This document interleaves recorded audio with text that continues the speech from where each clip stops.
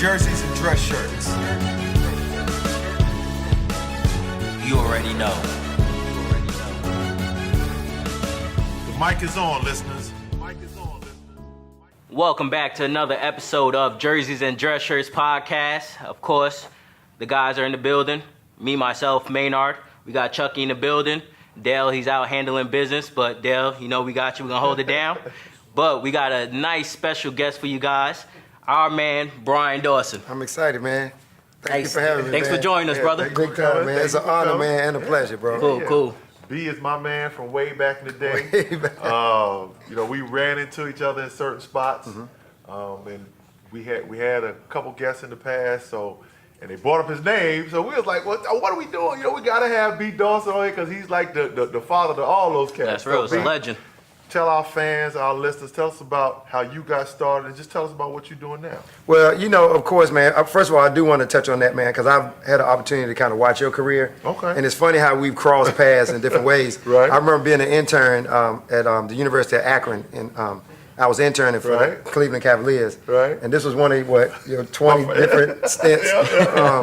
But I remember Chucky, when you're away from home, and then you run into somebody from back home, because I knew him from the summer leagues. He was just always cool. I got this one image of you outside of the gun. What was the arena? Richfield. What was Richfield Coliseum. Yeah, Coliseum. Yeah. You was back in the trunk, and I walked up on you like, "Yo, Chucky, what's up? And you showed me love, man. Right. And it made me feel good because I was a college student at the time. All right. But yeah, I've been on the radio here 20 years now. Right. Man, this is my 20th year. Yeah, congratulations. I made the Source Power 30. Yep. 8 years. Yeah, we talked about that. Yeah, So, we was gonna bring that up. 8 years in a row, and that's big time. And the reason why it's big time, people don't know, it's not just in the state of North Carolina. This is nationally.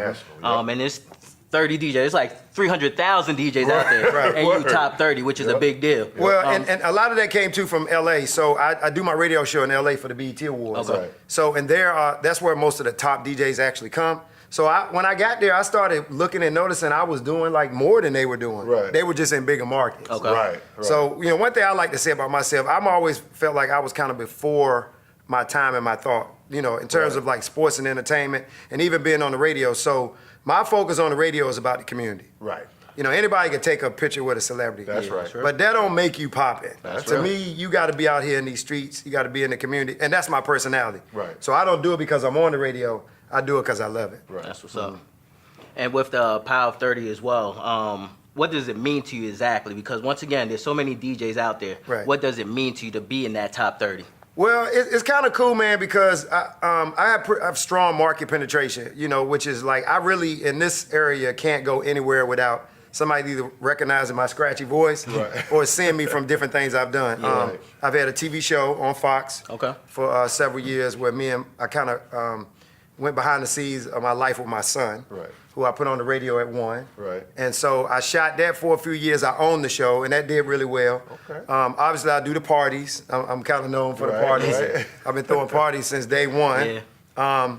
And then the community. Right. So really strong in the community. I do like kids tours through schools. I got actually the largest school tour in the country. Oh, that's what's we do up. like 65 stops in 30 days. Right. We don't charge no school anything. In fact, and I always tell people this, I get more people that recognize me from coming to that school. Wow. They'll come up, radio, TV, parties.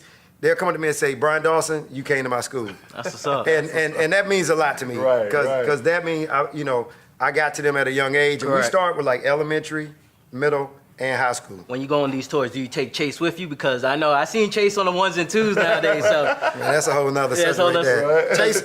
Chase, he's spoiled, like to keep it 100 with you. Okay. Because, like I taught him how to DJ at 8. He DJs for the Hornets. Okay. He's the official kid DJ. He's been doing that for a while. Okay. He's done women's empowerment.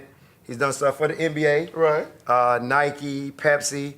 He just did the NBA fashion show a few weeks ago. So I kind of got him started early. And being a ball player, Chucky, like I always thought about being broke. I was always broke in high school and in college. Right. So I was like, man, if I could do something where I could make some money. So the goal was to teach him how to DJ. So by the time he got to middle school and high school, that he could DJ and get, money, but still be able to train. Right. Because he can go in and charge $300, $400, $500 for a 3-4 hour gig. So I told him it's either learn how to DJ or get a job at McDonald's, whichever one you want. Learn how to. So it's DJ. like an instrument. He goes downstairs and practices and Right. trains. So now it's been kind of cool to be known as a dad in the market because I Right. put him on the radio like Right. at what 10 months, Right. and now he's 15. Wow. So a lot of people be like, man, I'm getting old, Yeah, right? yeah. Well, I think that's great as far as showing your kid being a entrepreneur, showing how to be an entrepreneur, get out. Because I talk to my kids about it all the time. You know, you don't want to have to work for somebody. You want to make your own hours, real. and that's great that you're doing that. And like you said, the parties. I remember when Nate McMillan had his thing, and you did That's that right. when he had Kim there. And, That's right. You know, so that was. And I gotta tell you the funny story. So I get a email from I guess somebody that was representing Nate was like, Nate McMillan wants, and I had never met Nate at the Oh, time. really? Okay. No, and they was like, Nate McMillan wants you to do something at his, I think it was his 50th. Yeah, for it his was wife. 50th anniversary. I don't know. Anniversary, right? Birthday party. Oh, birthday party. Something birthday party. It was his birthday party. Yeah, it might have been his 50th birthday party. Yeah, because Nate's a little older than me, so yeah. 50th. And so I read the email like 3 times, man, because like I'm telling you, like I came up like right around you guys or either behind y'all. Like I was behind Nate. Right. So I watched y'all, and for you guys to know my name, Right. it just meant a lot. Like I couldn't believe Nate knew who I was, and then Right. the guy was like, but Nate wants to talk to you. I'm like, Nate want to talk to me? So Nate jumps on the phone and he starts rattling off things that I've done in my career. And I'm Right. like, how you know, Nate? I never knew. So it was an honor, man. And I tell you, man, not only did Nate like pay me probably more than what I should have got, Right. then he gave me a tip and Right. a bonus, man. But he's a great guy. Yep, It's just yep. amazing to meet somebody, you know, later in my career and then be that close to him. Right. I still talk to him, text him. Yeah. I was coaching the AAU team, and he sent me like 2 boxes of Kyrie's Okay. for the team, man. So just a good guy, man. Yeah. Nate's a great guy. Nate was a senior when I was a freshman. Okay. So and Nate is the kind of guy that'll stay in touch with you. Like I text him from time to time and we talk, or whenever I call him, he might not call me back that same day, but he'll get back to me. But yeah, I'm not surprised to hear that Nate did those things. You know, Nate's real big in the community too, as well. So we do this back to school book bag drive. Yep. And then we do something for Christmas. We just did something for Christmas Okay. too, yeah. Anything go on with the community, I'm there, Right. man. It's a passion, check it. Like, I mean, and that's the weird thing about it is because now social media makes everything fashionable. Like Right. you want to get you want to let other folks know what you're doing, Right. but you got to want to make a difference, Yeah, you know. And I don't know where I kind of got that from, but trying to impact youth and giving them an opportunity that I didn't have, Right. it's just very important to me, man. Right. So where did that passion come from music? Because it sounds like early on you had a passion of basketball because you was interning for the Cavs. I know you got a buzz around here for your basketball skills back in the day. Well, Chuck is the only one that can verify some of this. Okay. But I can exaggerate it right there. I was really good. No, but I got 6 years of free education through basketball. Nice. Right. You know, in basketball, and I always use Allen Iverson as a good story because he's kind of he's younger than me, but he's kind of my age bracket where, of course, people saw what basketball did for Allen. It did the same thing for me. It got me as far as I could go, and then I transitioned it right over to what I'm doing now because. Okay. You know, I learned every lesson that I go through from basketball. So, I mean, I've scored the game winner. I've scored 25 points. I missed layups. I got benched. I've been booed and cheered. So all those things were some of the same things I took and lessons I took into entertainment because it was the same thing. Is understanding how to be popular. Right. You know, I went to the University of Akron, which is a school in Ohio. Actually, it's where LeBron is from. Yeah. Yep. And I hope before we go that we get touch on LeBron because I got a whole lot of Okay. things Okay, we can touch I on want to get whatever out you about want. him. But the thing about LeBron was actually like 8 or 9 at the time, and my roommate had brought his little brother up from Chicago, and LeBron was like, they made that movie More Than the Games. Okay. So he was one of the little 5 or 6 friends. Right. Gotcha. But at the time, we used to kick them out of the room. I didn't know I was kicking $1 billion out of the room just so we could play spades because they was just the young kids at the time. right. But so in Akron, I was able to get my undergrad, stay for grad school, and that's how at the time I kind of ran into Chucky. I was in grad school Yeah. with a sports management major. So I got 3 college degrees. I got a radio, TV, business communications, and sports management. Okay. So when I graduated, I was like, what am I going to do with myself? Right. So what I did was I just took everything I was strong in. I took my educational background, and then I am that people person. So I'm the guy that'll get on the city bus and talk to a 75-year-old lady about Right. nothing. Yeah. Right. So I decided to take my strengths along with my educational background and create myself as a brand. Right.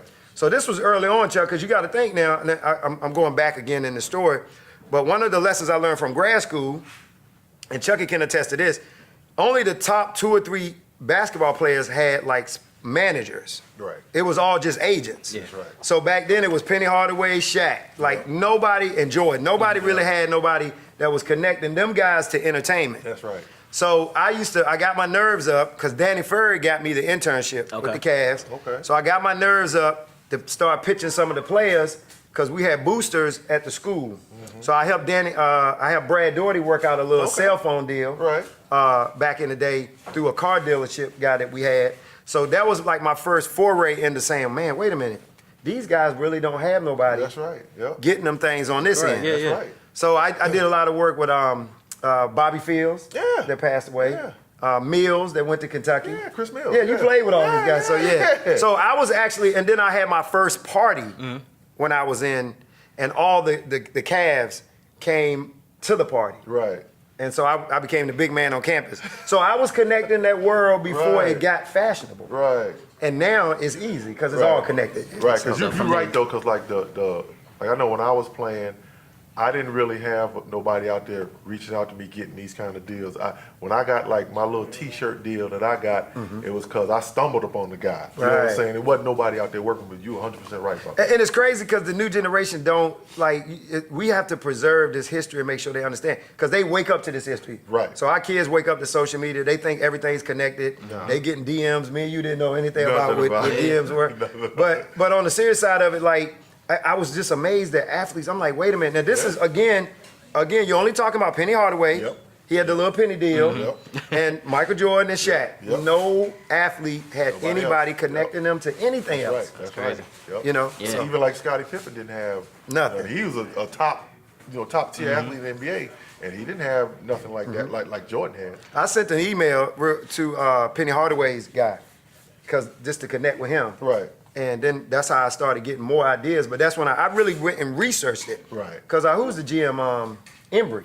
Wayne Embry. Wayne yeah, Embry yeah, was the yeah, GM. that's Bob right. Yeah. Fratello was the coach. Yeah. Yeah. And Yeah. I used to do the media, and then the guys, I would take the guys out. Right. Because y'all didn't really have nowhere to go. Didn't have nowhere to and I go, was a college that's right. guy so at Yep. the time. So that's kind of how I kind of got started. This was back in Akron or Cleveland? Back in Cleveland. Cleveland, okay. Because a lot of times, like, as ball players, you think that, ball players got all these places to go. A lot of cats don't want to go places. Right. You know what I'm saying? They don't want to, get out of being familiar with things. They want Yeah. something familiar around them. That familiarity is important to ball players. So it's funny you say, you kind of started the whole connecting people together and the whole branding. Because nowadays we know how important it is for our culture to Yes. be behind any kind of marketing.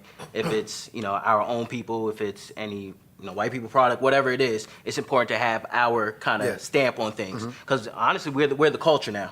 We're the one that moving the numbers at the end of the day. That's And it's funny because me and you was talking earlier, Chuck, about Little Nas. Yeah. I don't know if you heard Little Nas You heard X, that the song? new country No. song came Oh, out? yeah, I heard about it, but I haven't had a chance to get experience Yeah, with it. so just to kind of give you a rundown, Little Nas X, he had released a country song, became #1 on the country charts. Once it became #1 on the country charts, then Billboard knocked him off, was like, hey, this is not country, we can't have you on the country list. So we was talking earlier, like, saw a man, picture of him, that's right. Exactly.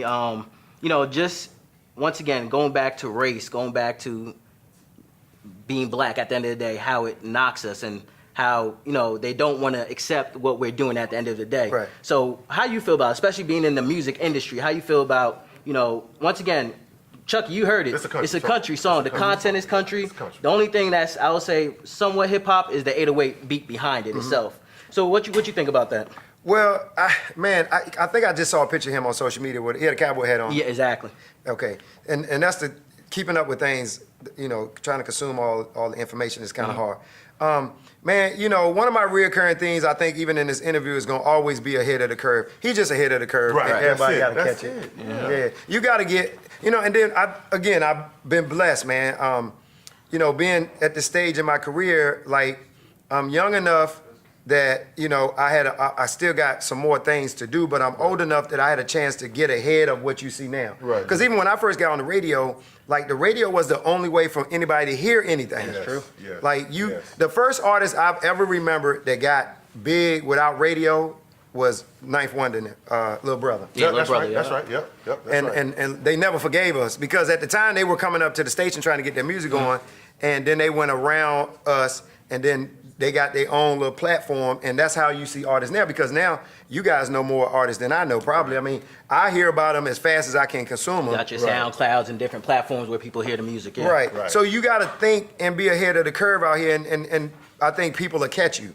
And so the guy we're talking about now, he's just doing something that people haven't experienced yet. Right. But I tell you what, if you're the first one to the water fountain, you're going to get the water before they cut it I off. agree. Right. So it's going to take off for him. He just got to stay true to what he's doing. Yeah. Yeah. Because, you know, again, I have to always go back to me and what I do. When I graduated grad school, I actually wrote a paper. And the paper was about NC State basketball. Okay. And I had to market the basketball program. It was like a 128-page paper. Now again, I'm just, you know, I was a basic college student. I wasn't really that smart. I just worked hard. Right. Shit, 128 pages though. Sheesh. That ain't normal. And the thing about it is, so what happened was when I graduated, I took, just going back to what we was talking about, so here I am, graduated, no money, 6 years of free education. All I knew how to be was a college student. Right. So I lived like a college student. I got my book bag, my notebook. Yeah. And just to kind of tie into the story that you guys were talking about, how I really took off in my career was, so I moved to D.C. And my roommate had got a job, and he was like a young black Republican, and he was very instrumental in Bill Clinton and the Clintons winning. Okay. So they gave him, Hillary and them gave him a job with Ron Brown. So I'll speed the story up. So Ron Brown was Commerce Secretary. Only, you know, his plane had crashed. I don't know if y'all know the story of Ron Brown. Nah. No, I didn't. Well, okay, so Morris was the guy named. So Morris was living in D.C. So I moved in with Morris, and I was just sitting around for 4 or 5 months trying to figure out what I'm gonna do myself. I came home, played in the Raleigh Summer League, Right. drove back to D.C. So a friend of mine picked me up one day, and this is what I'm saying about being ahead of the curve. So he picked me up one day. He was like, "Man, you ain't doing nothing. Ride out with me." I'm like, "Cool." So I've never been a trouble person. Right. So we was going to hair salons, pick up some money, come back out. So at the end of the day, you know, we about 8 or 9 hair salons in. He got a wad of money like this. I'm like, "Man, what are you doing when you go in there?" He was like, "I'm doing what's called a hair show." Okay. I'm like, "Man, what's a hair show?" So he kind of said, you know, it's gonna be like a little expo and people come get their hair done. I was like, "Wow, that's a good idea." I said, "Maybe I might try to do that in Durham." Right. So the next day he came to pick me up.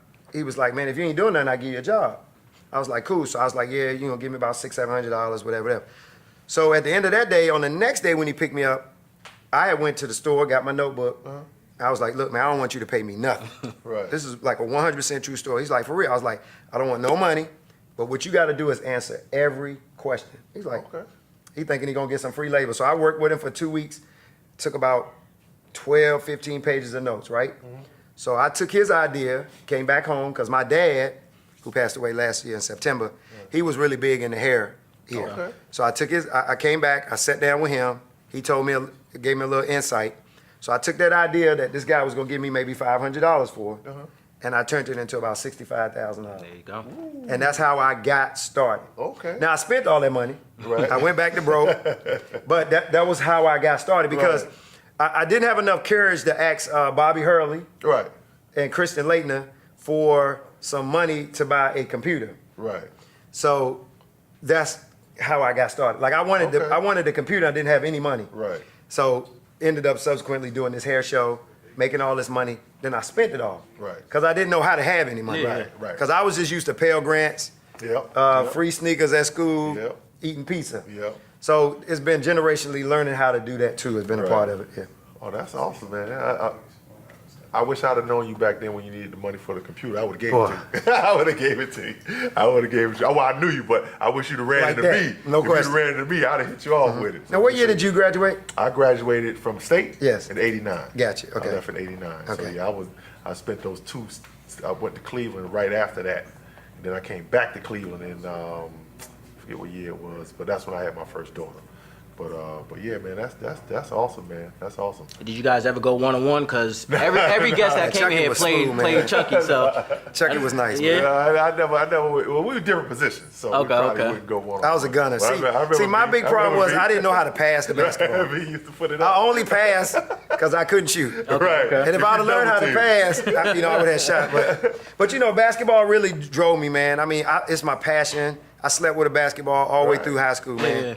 I teach kids basketball. Yeah. I had one of the best AAU teams over the last couple of years. We came in 7th in the country. nation. Yeah, Wow. yeah. One year we came in 11th. Okay. So basketball is me, man.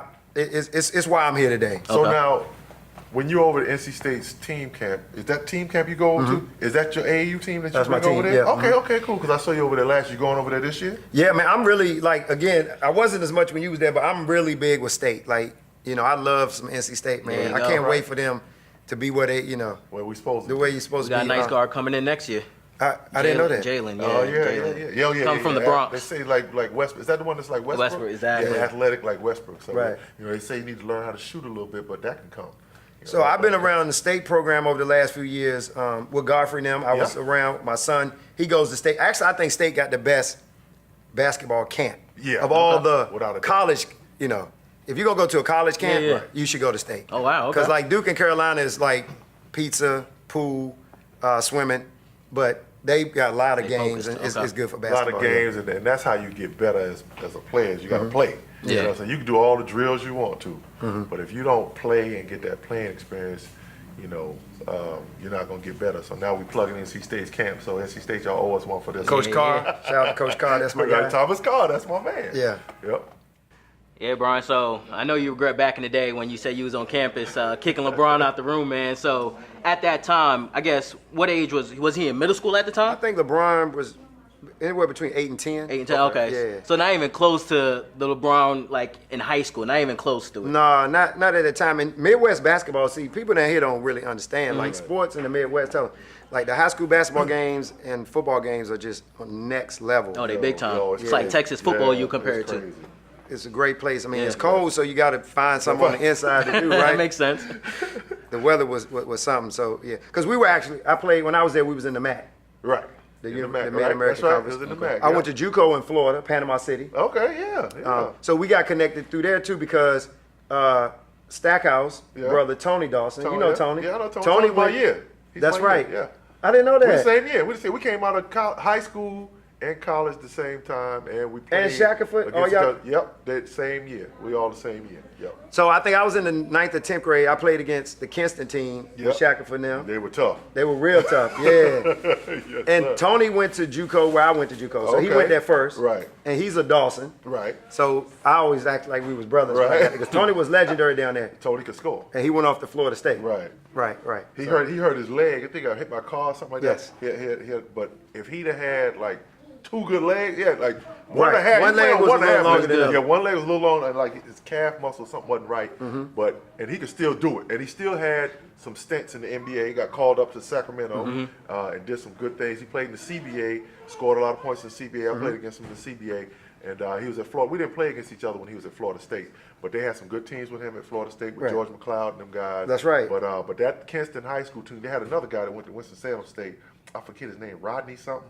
Yes, could jump. Oh yeah, he jumped out jump, about yeah. 6'2" guard, jump out of the gym. But Yeah. those Kinston teams were legendary. I don't know why they never won a state title. So you from North Carolina? I moved down here in the 10th grade. From where? From New York. Okay, so gotcha. I moved down to Leland, North Carolina. Okay. In the 10th grade. So I went to North Brunswick High School. Kinston was 4A. We were 2A. Gotcha. But Kinston was 4A. But I knew Shaq and Tony and Rodney from basketball. We were the Prep Stars together. Prep So that's Stars. where we met, and Shaq and I met at Prep Stars. So you don't know nothing about Nah, I'm Prep just Stars. listening. I go down memory lane. I'm like, I'm out of the Yeah, conversation. we met at Prep Stars. Pre-AAU days, Yeah, basically. Yeah, so camps was the big thing Okay. back in the day. It wasn't the AAU thing. It was going to basketball camps. All the coaches would come see you. So that's where I met Shaq and Tony at Prep Stars. Then Shaq and I started talking about NC State. Then we decided to be roommates at NC State. Wow. And then, so that's how that went. But I always say it's funny how much talent is in North Carolina. Oh, without 'Cause a just hearing doubt. y'all talk, y'all know the same doubt. people, y'all know the same talent. It's crazy. Like NC has all this talent when it comes to hip hop, when it comes to basketball, anything. Anything, A yep. whole lot of talent. Crazy. Yep, but yeah, finish telling us about LeBron. We want to get. Did you ever link back up with him? Like, Well, when I graduated University of Akron, I actually left and I didn't really go back for about 12 years. Right. So by then, LeBron became LeBron. Right. And I didn't really realize that that was him until right before the movie More Than a Game came out. Okay. And then when I went back to Akron, everybody was like connecting the story for me, and I was like, wow, I didn't know. So Right. it was kind of surprising. So I didn't really, even when I started hearing about him, I probably knew I had some connection to him. Right. Because Drew, his coach, I had met him through the gyms in Akron and stuff like that. Right. But I didn't know I had that much of a direct connection with him. Right. So it was kind of cool because they actually played their high school games at the gym that we Yep, played at. yep, they It's did. called the Jar. Yep. Yeah. See, people don't realize how close Akron and Cleveland. Right. Not that far. Because when Not that you was far. playing, the stadium was in Richfield, so Which is- I stayed in Brecksville. Right. So Brecksville, it was Brecksville, Richfield, then Akron. yes. You know, like that in that order. So This yeah. before they moved the stadium downtown. Yeah. Yep. So I actually signed some of the concrete Uh-huh. because I was interning at the time. Right. So they had us do a hard head tour. Yeah. And come through and sign the concrete that went to the That's what's arena up. down. See, I'm at that smooth age, man. I got some stories that will really date me. But and it's funny how you just get to that point in your life and you stop and you're like, man, I really have Yeah. had done some of these things. A lot Because of when I tell things, some of yep. these stories, people are like, man, they don't really believe well, it. bring us down memory lane. Let's hear some stories. We love the stories on the podcast. All right, let me think of some of my cool stories. I know we got to get into my LeBron story, but let me tell you my Biggie story. How about my Biggie story, Yeah, right? I love that. Yeah. So, You know it, Chuck. You know it. yeah, Biggie, You know you gotta love Biggie. We both from New York, so you know it. So the cool thing about me is, like I said, between sports and entertainment, everything's always been connecting to me. And so I'm in D.C., Howard's Homecoming. Okay.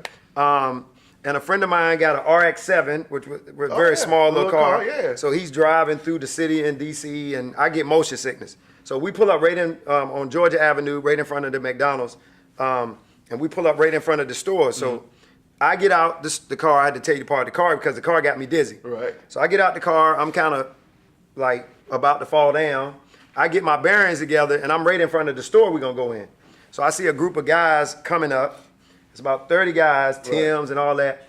And I get kind of in the store, and I hear folks yelling, because you got to go down at the bottom to get in the store. Okay. People yelling and talking, and I look up, and I see Puffy. So Puffy's like, I want to shut the store down. I don't want nobody else to come in here. He's yelling to the manager. He pull out a wad of money. Now, I was just starting to throw events at the time. Right. I had made the money from the hair show, lost it all. Of course, I had to go buy me a new Pathfinder. Right. Didn't realize I had to put gas in it. And so I spent literally all the way down to nothing. Right. But I always knew, like, I was rich then because I knew I could make money at that time. Right. So I wasn't really worried about it. So I get in the store, I look up, Puffy's yelling.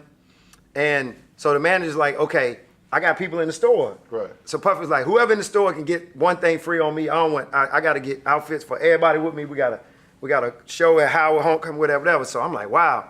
So the guy announced on the thing, anybody in the store can get something free. Right. So I went and found me like a $90 shirt, Right. sweater shirt. I'm like, this can't be true. Right. So as I'm shopping, I look up and I see big dude. He was cross-eyed, and it was Biggie. Yeah. And Well, I at was- this time, was he Biggie at the time? no, it was Biggie. This was Okay. Bad Boy was Okay. Boom. rolling. Okay. Yeah. Now this was 95, 94. It was actually 94. So Ready to Die was out. Yes. Okay. Yeah. Gotcha. Out there, Right. yeah. And I didn't get on the radio till 2000. Okay. So I hadn't gotten fully into my entertainment movement. I didn't do I did my first hair show in 95, March of 95. So that's when I would say I was really Just in the started. game. Yeah.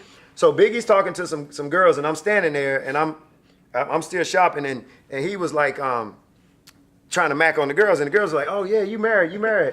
And Biggie was like, nah, I'm divorcing Faith at the time. Right. Because Faith is dating Tupac. Right.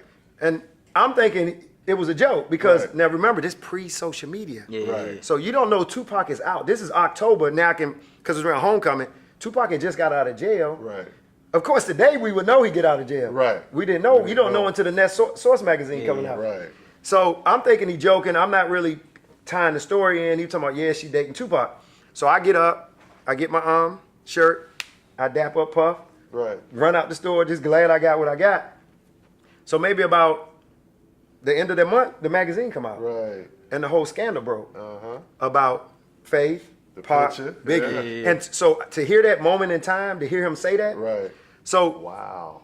the end of the story, I end up booking Faith Okay. some years later. And I'm actually really cool with her. Okay. So she kind of told me the whole story. So it wasn't as deep. She didn't date Tupac. Right. It wasn't as deep as Biggie Yeah. said. Yeah. But to hear that story and know that story affected hip hop at the level it was, and to be right there, Wow. it's kind of being at that moment, and it's kind of like that Forrest Gump. You talking about hit You 'em up. You remember. talking about big records Yeah. coming out. Hit 'em up. You talking about Brooklyn's finest. Probably the Tupacs, biggest Yep. lot hip of hop lines. story ever, if you Yeah. think about it, considering what it did. That's right. I can't think of nothing big. Any bigger than that That's East right. Coast West Coast thing, yeah. Yeah. So I told her the story. I had to have a surreal moment to end up being able to tell her that story. Right. I told her exactly what happened, Uh-huh. and we actually laughed about it. Yeah. Wow. That's tough. Yeah. That's tough. crazy. Man, I've had a lot of full circle moments in my life to have listened to albums, like the album, then be in the car with that artist, Yeah. listening to the album. Right. Yeah, I mean, like to talk to 50 Cent about being like he flew us out to to Vegas when Get Rich or Die Trying came. Oh wow. And then we had a chance to individually spend time with him and go watch the movie and all that. It was Yeah. like 20 DJs Right. and he gave me the best advice about being a dad. Really? Yeah. Like, and one of the first stories he told me was like, I don't know him, so I'm saying B, but at the time, Yeah. I've had enough interaction that he would know who I am. But Right. like, he was like, man, the first thing I did with my first check was patent G Unit. I was Smart like, you man. ain't buy a Bentley?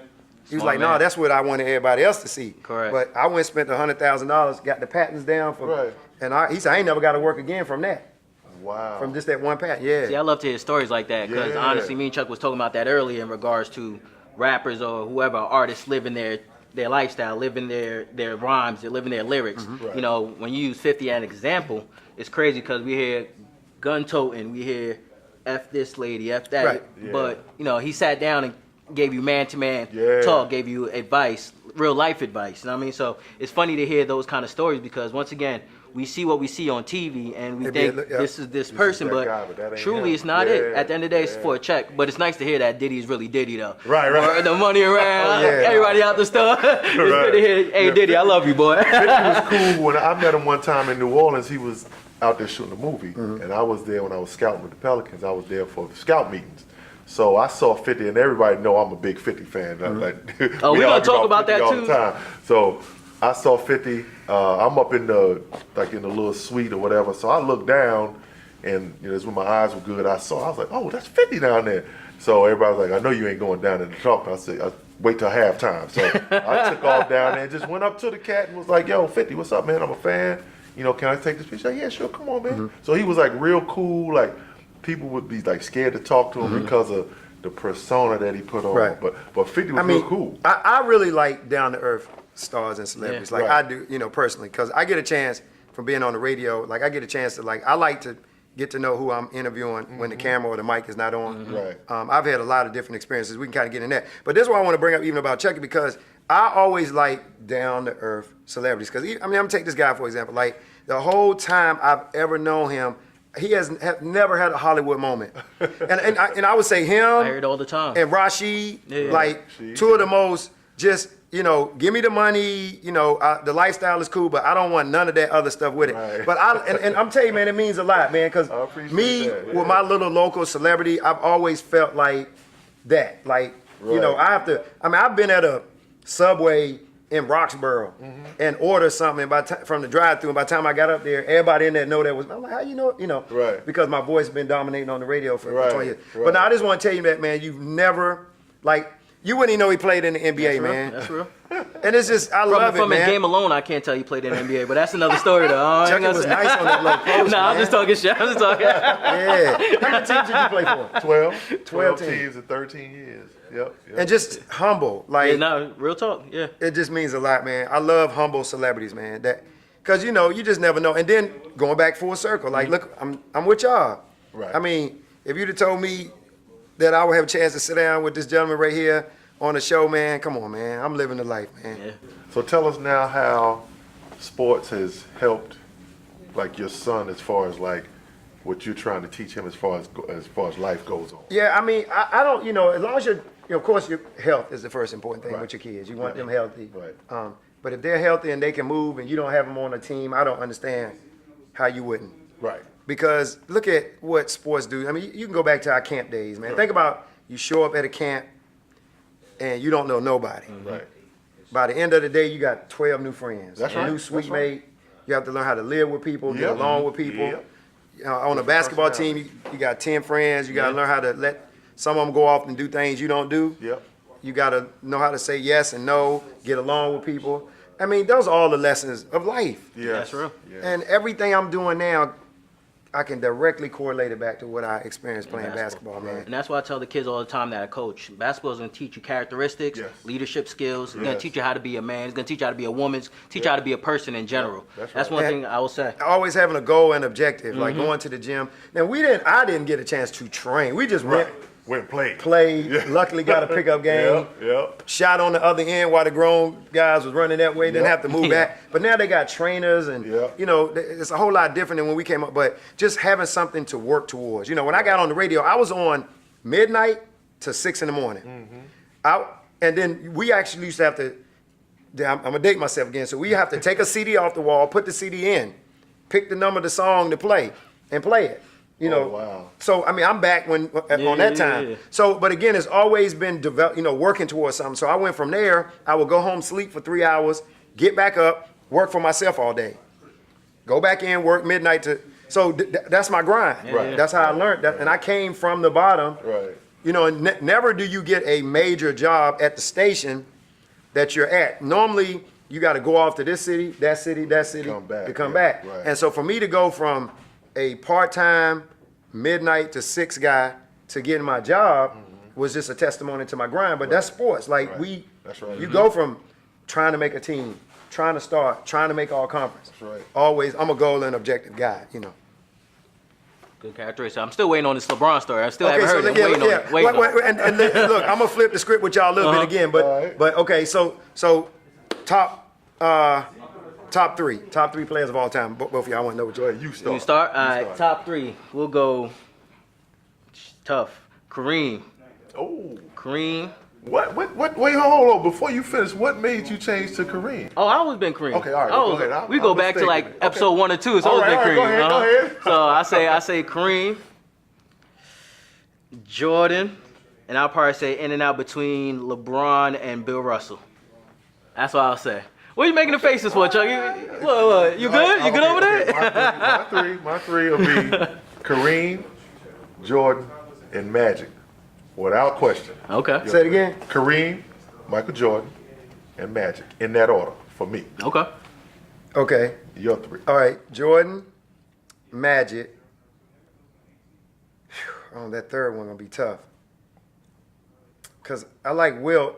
Okay, hey, listen. Yep, Yeah. yep. See, I will not argue if anybody puts like Jordan as the greatest or they put Wilt, because every record you see, it's like Wilt has been there. You know what I'm saying? And Wilt was a big man. But hold on, Bill Russell went against Wilt though. But and Wilt- we saw the outcomes. Okay, but still though, that all that could mean is that Bill Russell had better teams. Okay, I'll Better give you that. I'll give teammates you that. around him. He You know what I'm was. saying? Because like back in them days, they weren't gonna let one man beat him. I'll give you that. Yeah, You know what I'm saying? So Wilt has most of the records. So I So- mean, I like the Wilt. Right. I like the Wilt thing. I mean, if somebody puts Wilt anywhere in that, I have no argument. So where you have this LeBron? Where you have LeBron at? For me, I think LeBron is maybe out of my top 10. He can't be in the top 10 that for me. hurts. No, I mean, For me. right. I think he's probably. I mean, I wouldn't be mad 7 to 12. Right, he So gotta I'm be- kind of agreeing with you. I think he'd be at 12. He's scraping at 10. So how did we get to this? And where you got him third? Nah, that's yeah, I LeBron- got him. I that's got him LeBron's top 5. The reason why I got him top 5, if you look at the stats, he's on there in regards to the stats. He's Okay. when you talk about the record books, Statistically, yes, right, he's right. in there. The only thing that LeBron is missing is just that mentality, that killer mentality. Right. That's if he had Russell's matters, Westbrook's though. killer mentality Right. and his Okay. physique and his But we on smartness, that if. What's the word you just said? and that's why I said top 5. That's why I So say how top do y'all 5. think we got to this LeBron Jordan narrative? Like, why is LeBron leapfrog? Because I don't think LeBron was better than Magic. No. I don't even know No. why people saying that. So the reason why I will say right. So this, how did he skip Magic and Kobe? I how can't did he think of skip Kobe? I can't think of any Kobe. other athlete from high school. He was crowned the king and lived up to the hype.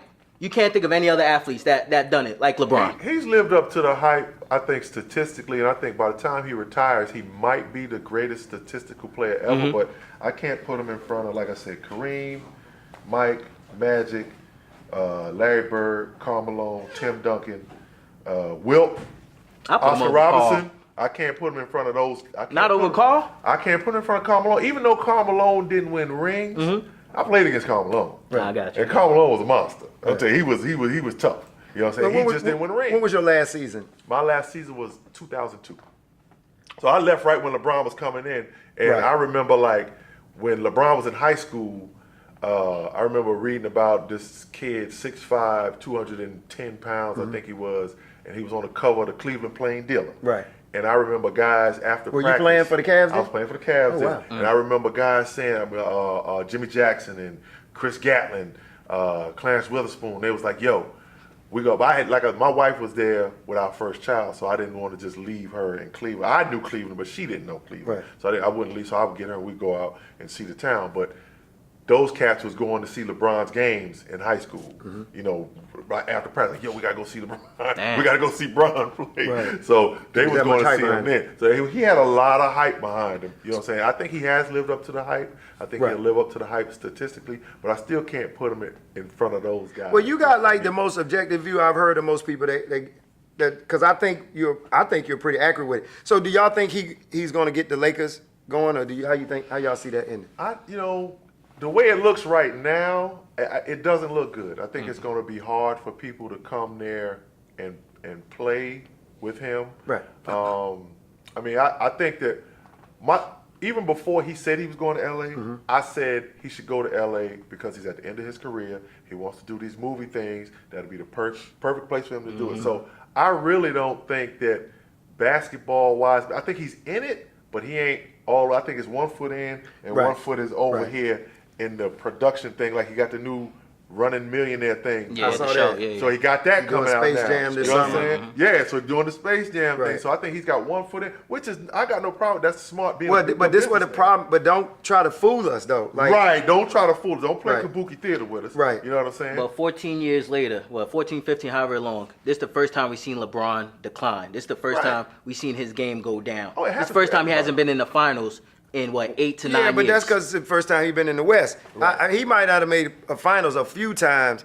My problem, and this what scares me, because obviously, I only saw film of Wilt, Right. Bill and them. But the way we seem to change the narrative in sports is very scary, because now they start to like make us think we saw something that we didn't. Right. So I'm saying when LeBron won with Miami, Wade was a top 3 player at Yeah, that time. sure Correct. Declining towards the end, but they act like LeBron. They keep saying he dragging these teams to the finals. Yeah. He didn't drag Miami to the finals. I'll give you that. Yeah, and yeah. then when you lose to Dallas, when you should have won, you can't just move that out your record Right. the way he played. You know. So that's my issue with LeBron. I think he good, but he has this media machine by him that sets the narratives Yes. that we all just seem to follow. agree. Now, don't get me wrong. Them Cavs teams, what he did last year in the East was great. Right.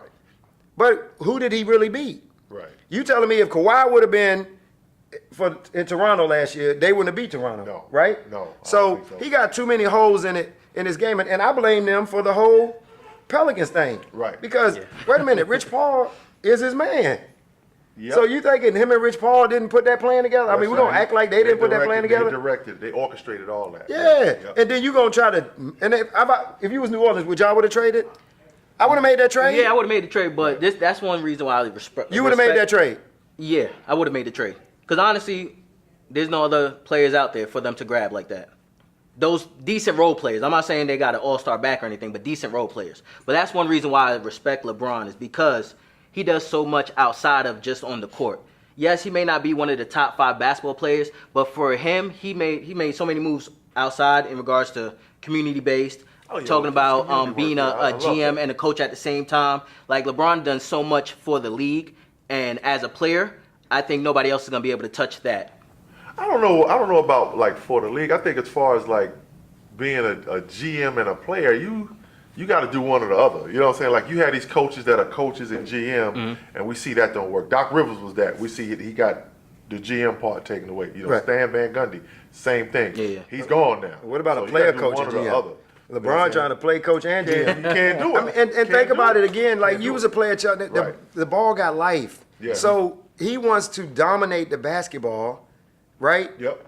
I mean, and then you want to know how he got 8 or 9 assists. Well, he's the only one passing That's to the right. person that's That's going right. to shoot. Right. Like, who wants to play with somebody like that? Right. So then you can't play if you can't play with him. That don't even That's sound right. That's right. That's right. You That's know, exactly right. that's And why I the get mad problem. at him. Now I like LeBron. I got a little history, Yeah. with him a little, but I don't like how he's to me just destroying. Because Brandon Ingram can play. Nah, he is a cancer. Don't to tell me team. the boy can't play. Yeah, yeah. Now, but all of a sudden he can't play with you. Yeah. Well, won't you learn how to play with him? Exactly. And- Exactly. And I think if he goes to being a real forward, get off the ball. Get off the ball. He got to Yeah. change his game. You're going to bring Rondo in. No Rondo better with the ball, but then you're going to make Rondo play off the ball and get mad because Rondo won't make So off what the was your shot. what was your thoughts when Kyrie came out and apologized? What was your thoughts? I don't on think that? he fully apologized, but Kyrie got a whole lot going. I love Kyrie, but he got a whole lot going on. The earth is flat. I know a few little personal things. I'll leave it at that. But and I love Kyrie. He's one of my favorite players. But Kyrie ain't. I don't think he that stable. Because even with Boston, Right. like even if you're gonna leave Boston, you don't let Boston become what it is. Like you can see it too far coming. Like you can tell he been wanting to go. Yeah. Like where you Yeah. going now? Right. So you gonna throw a queen in, and then hoping the next card gonna be a king. Like you on a good pro. You You're on can a good build team. with that. You're on a good Yeah. team, yeah. So where you gonna go? So tell me where Kyrie going. I don't know. I mean, so why mess up that team? And I Right. think he's kind of destroyed that team. He's destroyed that team. With his And that was a not good being team. happy with himself. That's a team that at the beginning of the season everybody picked to have a chance Yeah. to win the whole thing. And now you talking about what them finishing like fourth or fifth? Something like Yeah, that. and you make the Eastern Conference Finals. You would thought that would have humbled him. Right. But then he come right back in and changed the whole structure of the team. So to answer your question directly, I don't think he had to do all that. I mean, LeBron, he would have never developed as a point guard playing with LeBron. Right. It was He always off the ball. had to score. Yeah. He had to 70% score. of the time the ball come Yeah. across half court, it was in LeBron's hand. It's in LeBron's hand. So why you think Wall got so good so quick at the point? Because he had the ball in had his the hand. ball, John Wall, So yeah. let's say if Yeah. Wall would have played with anybody who's gonna play with LeBron, got to come off the ball. So if you're a major celebrity, even Anthony Davis, which I think he getting bad advice, why would you go to LA and play with him? Right. But see, at the end of the day, they getting the W's. That's the thing you What gotta look W's? at. Well, when he was on Cleveland, when it was Okay. Kyrie and LeBron together. At the end of the day, Right. even though he was not touching the ball as much, they were still getting the W. And I think that's what Yeah, Kyrie's but they- missing. yeah, He's but- looking back and like, man, I was kind of being petty. I was kind of being selfish by removing myself when really I should have just stuck it out and I would have know about been it. would have been eyed in when Cleveland. Kyrie left to go to Boston, the first thing he said is that he wanted to be more of a point guard. Correct. You know what I'm saying? So And then- Yes. as far as his development, as far as becoming a point guard, staying with LeBron wasn't going to help him because LeBron is being like a point forward. Correct. You know what Yeah, I'm saying? Now Kyrie is playing off the ball. You know, he got to do all this work to get a shot off and all that. Even like that game, the finals championship that they won, Kyrie hit the shot. He did. He did. He Kyrie got hit the 28 a night, and it all got down. Everything got handed to LeBron. Yeah. Yep. But his leadership skills been exposed this year again. He didn't know. But LeBron's been doing this. Yeah, yeah. Now that's one big flaw I have with LeBron. His character. Like, Yeah. He's a big I remember cancer going the team. to the Cavs Wizards game. Shout out to John Wall. He got me some tickets. I went to the game. This was when LeBron at first got back. Right. And LeBron will go stand over in the corner with his hand on his hip. See, that The makes first sense. 7-8 games of the, I don't know if people remember that, but like trying to point Kyrie out to go that he keep going one-on-one, and was like the whole narrative was he's trying to teach them how to win. No, he's trying to tell them everything got to go through me. So I mean, he's been doing this, you know. Yeah. But again, I think LeBron got a great thing going. Like you said, he's instrumental in the community. He do a whole lot of stuff. Right. I mean, people always talk about he moved the needle, but that's all they talk about. Yeah. So if we have a show like all these sports shows and LeBron's on every day, well, of course he's gonna move the needle. Right. They act like it's a surprise. Oh, he moves the needle. Right. Zion moves the needle. Well, y'all talk about Zion all the time. That's right. So I mean, I don't know. I mean, again, I like LeBron, but I'm very frustrated with the way the media has, changed the narrative about him, which scares me because I was just hearing this on the sports show the other day that when the new millennials really get a chance to take over, and people who really had no exposure to Michael Jordan, then that debate gonna really intensify. Because now you're looking at the all-time leading scorer when he gets that record. Right. Then it's going to be like, wait a minute. But then you got to go back and think, wait a minute, you seen with your own two eyes. You played against Michael Jordan. Oh, yeah. have you? I mean, even if you want to put Kareem or anybody you want to, Right. who have you seen dominate a basketball game like that? No, you know, on both ends of the floor. It's hard. Like you could be a big man and dominate on both ends, but when you a guard, and that's why I put Kareem. The reason why I have Kareem as my all-time great player is because Kareem had a shot that's never been duplicated, and you knew it was coming and couldn't stop it. Now, if someone says, I call him 1A and 1B. You know what I'm saying? I no disrespect to Michael Jordan at all. I played against Mike and heard him talking trash out there, telling people he gonna do something and do it. But Jordan was a guy that dominated on the offensive end and the defensive end, and he was another guy that. Like I got a friend of mine, Rick Haslam, we talk about this story all the time, played against Jordan, and he came into the game, he popped out, got the ball, and like after he passed the ball, Jordan forearmed him, right? Forearmed him like up in the upper body. And he said he thought it was a mistake at first, and he caught the ball passing, and Jordan did it again. And so he said he looked at Mike, and Mike said, yeah, I hit you. I'm going to hit you again too. so he said, he's like, damn, this dude, I'm a nobody. And this dude is coming at me like that. So I think that, definitely like Mike, I don't argue with anybody who has Mike up there. I know Mike. Mike is definitely, that one, for me, 1B. Right. But The only reason again, with the Kareem thing, like, a big got to get the ball. Right. So you can take him out the game. Right. Right. And then, like, you just keep that game close, Michael Jordan going to take you home. And I think that's one of my big problems with LeBron. Right. That he has a lot of empty stats. Yes. And then I can't appreciate a player that just don't have moves. Like I like skills. Right. So when you telling me you go into the hole and you got to do your left shoulder bend, and he's physically, you ever seen him just take his hand and physically? Yeah. I mean, it's cool, but I don't know. I like to see, like I like Kevin Durant. I like skills, moves, and stuff like that. But it's an interesting topic, man. I mean, I know we spend a lot of time on it right now, but I mean, I'm a big sports guy. Like I love, First Take, Stephen A. is but Shannon and Skip got the best one out. Yeah. I mean, I just love how they. I love how they keep it real. Have you had a chance to check out Zion since he's right here in Durham? Yes, I think we overhyping Zion. I love Zion. Right. Okay. I think he good. I haven't seen him in person, so let me know how it is in person. But I'm a skills guy. Like I think he's an NBA All-Star. I don't see him. It'd be hard for him. You got that kind of. What you think? It'd be hard for him not to make it because I think physically, the one thing that he's gonna have to do though, he's gonna have to get a mid-range shot. Yes. Don't just jump out. Hopefully someone who's working with him, don't just jump out there and have him shooting threes. Right. No, get the mid-range shot. Get that down. Right.